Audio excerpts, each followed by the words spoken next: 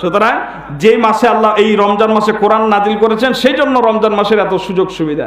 আবার যেই রাত্রে নাজিল করেছেন কোরআন, কোন রাত্রে নাজিল করেছেন বলতে পারবেন? লাইলাতুল কদরে, লাইলাতুল কদরে নাজিল করেছেন, সেই জন্য সে রাতের মর্যাদা আরো বাড়াই দিয়েছেন।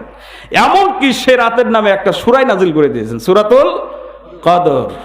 ইন্না আনজালনাহু ফি লাইলাতিল কদর ওয়া মা আদরাকা মা লাইলাতুল কদর লাইলাতুল কদরি খায়রুম মিন আলফি শাহর। নিশ্চয়ই এই রাত্রে আমি কোরআনকে নাজিল করেছি। এই রাতের গুরুত্ব মর্যাদা কি তুমি জানো? আল্লাহ পাক বলছেন এই রাতের মর্যাদা কি জানো? লাইলাতুল কদরি খায়রুম মিন আলফি শাহর। এখানে আলফুন, আলফুন শব্দ ব্যবহার করা হয়েছে, যা এই আলফুন দিয়ে কিন্তু 1000 বোঝানো হয় না।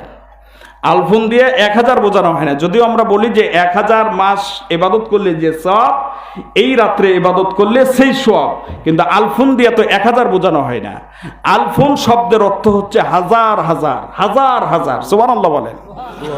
অর্থাৎ এই লাইলাতুল কদরের রজনীতে কোনো মানুষ যদি ইবাদত বন্দি করে, নফল নামাজ পড়ে, কোরআন তেলাওয়াত করে, তাসবিহ তাহলিল পড়ে, তাহলে 1000 নয়, হাজার হাজার রাত ধরে, মাস ধরে ইবাদত করলে যে সওয়াব হয়, সেই সওয়াব আল্লাহ রাব্বুল আলামিন বান্দার আমলনামাতে লিখে দেন। বলেন সুবহানাল্লাহ,